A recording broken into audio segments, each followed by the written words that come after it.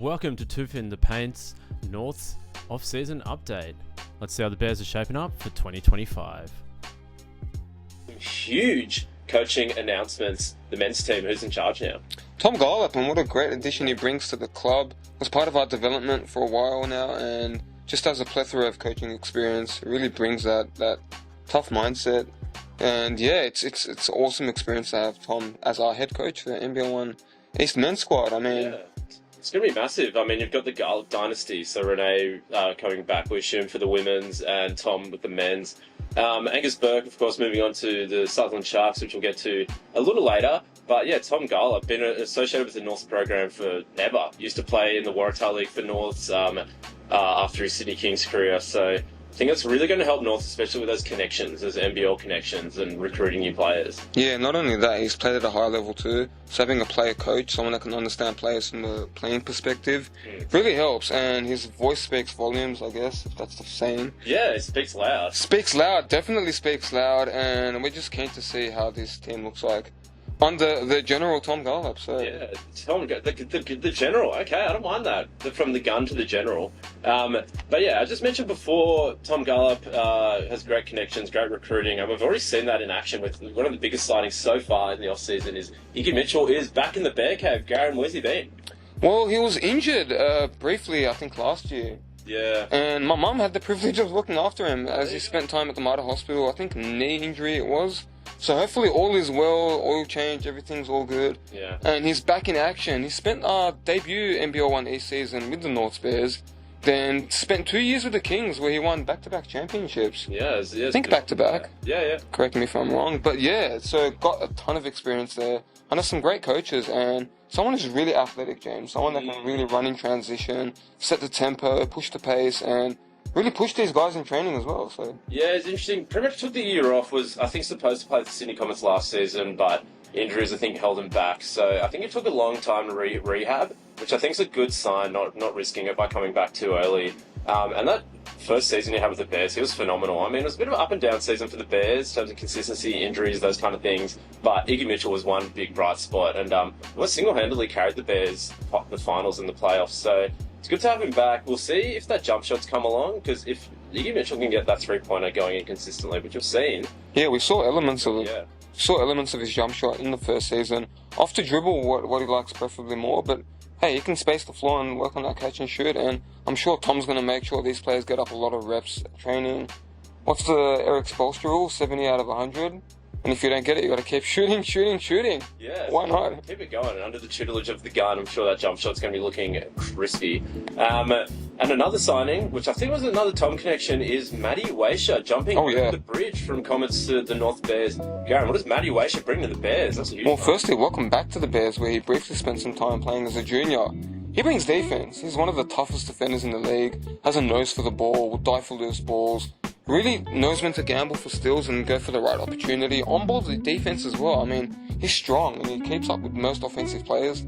And he's going to have the task of guarding opposition's best players most nights. And that three-point shot, the three and the D. So good to see him space the floor as well and be a weapon from behind the arc, James. Yeah, it's a big part. I mean, last season we saw that when the likes of Boali Bales and Obi Che were struggling with injuries and in and out of the lineup. Matty Waisha stepped up as one of the primary options for the Sydney Comets. So it's going to be interesting to see who else the Bears sign. If Matty Waisha's going to have to do a lot more shooting, a lot more offense, but you're right, with that defense, Matty Waisha's an elite defender. So that's going to bring a strong identity to the Bears, especially on the perimeter. And wow, what a signing so far. Iggy Mitchell, Matty Waisha. I mean, geez, the Bears just go to the Sydney Comets and are pillaging and burning. So he will set the tempo, for sure. And teaming up with Robbie Moore as well.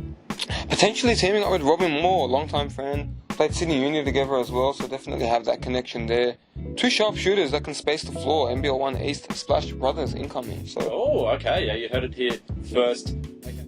And since recording this video, we've had a just flurry of signings from the North Bears on the men's side, especially a huge one that got announced a few days after we recorded this video was Hunter Goodrick coming back to the North Bears, and that is a huge one. I remember the Goodricks, their big North family. Tassie recently played NBL1 with the Bears, had a few impressive games 2 seasons ago, but Hunter, returning from college, was playing with California Baptist University Before he went over to college, though, he was tearing it up in Australia. Had experience with the Centre of Excellence, tore up high school basketball with Joey's, and is a real powerful kind of 6'7", but can really get down in the paint and bang as well. Kind of similar to that Lewis Holly build, where he's kind of the size of a small forward, but has the power of a centre or a power forward. Originally signed in university to go to the University of South Dakota. Had an impressive first season with them, almost averaging a double-double, 7.7 rebounds, before moving across to California Baptist University, where he went on to have a great career with them. Started all 32 games in his senior season, led the team in rebounding, and was a real force, a real leader on that side. Had 16 rebounds twice in that last season.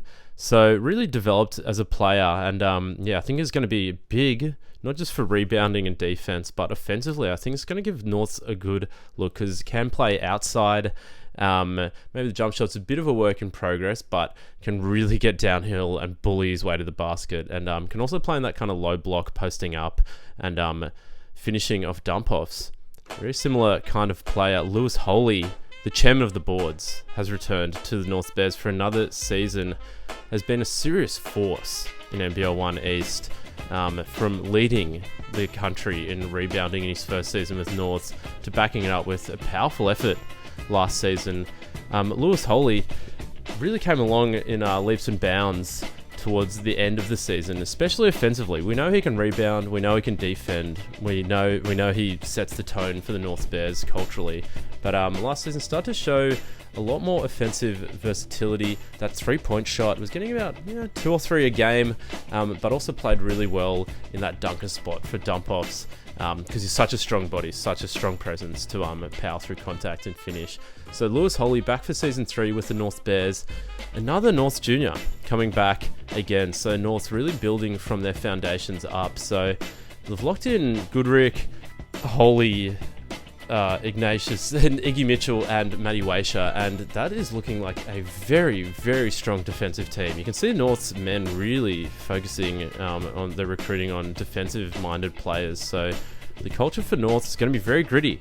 And with the signing of Lewis Holey, good, gives it a bit of continuity coming back from the last 2 seasons. The real guy sets the tone and sets the culture for the North Bears.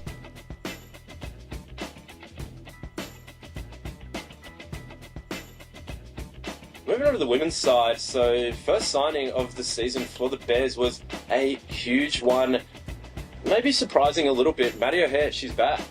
Oh, she's back and she's ready to ball out. Don't know if a lot of her old firm will be returning, so maybe a bit more offensive responsibility this season.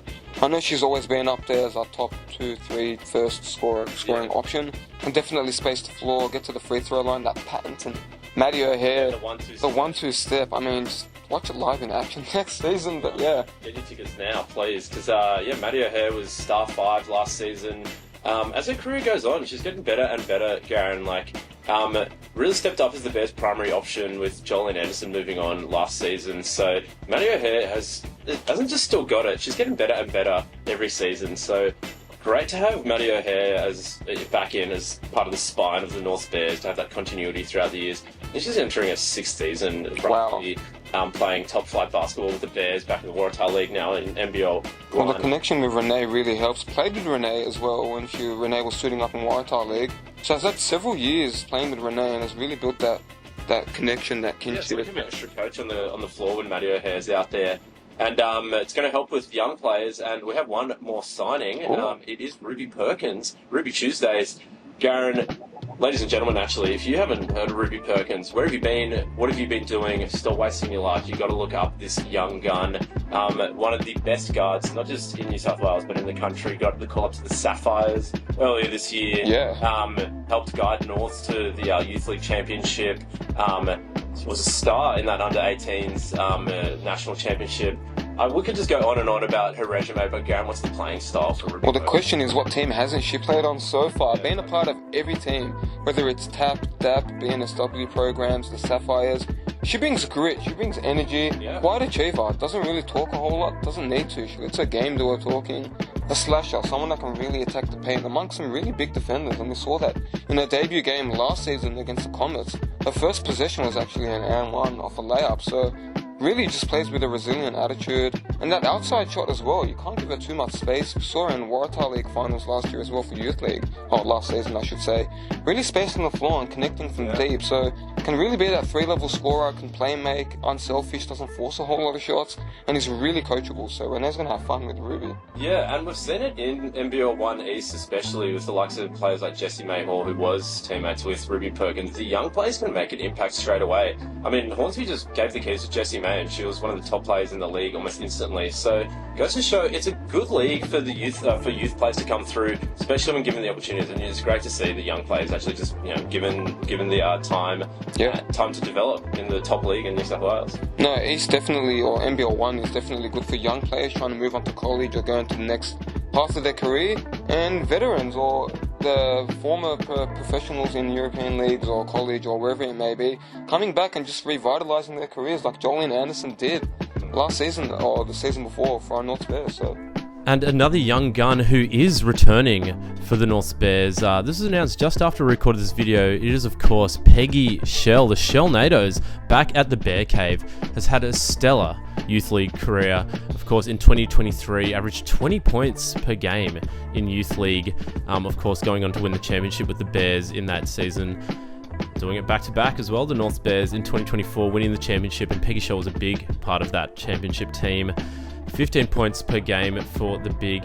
Has got great footwork in the paint, Peggy Shell, and has that lethal turnaround jump shot, is great at finishing out of the pick and roll situation. A good screen setter as well, so a great teammate to have. But of course, the jump shot, something that is a work in progress. The mid-range is looking good, but if Peggy might be able to add that 3-point shot, she'll be unstoppable. Peggy also featured in the Future Flames program in the preseason of the WNBL for the Sydney Flames, so getting recognised and had some good stints on court with the Flames in that competition, the preseason comp. Also in that comp, but also joining the WNBL squad for the Sydney Flames is Caitlin Martin. But if you want to hear us talk about her, you're going to have to check out our WNBL off-season video. We'll put the link on the screen now. But yeah, Caitlin Martin back with the Bears as well. So that's a huge signing for Coach Renee Galb's team. Both the Bears sides looking very strong already. And we haven't even hit 2025 yet. So the Bears looking to get their rosters locked in and lock in that talent for next season. We hopefully, of course, we'll be back on the sideline commentating for the North Bears, and throughout the off-season we'll keep you updated on everything North Bears. So thank you for tuning in. Till next time, thanks from James and Garen.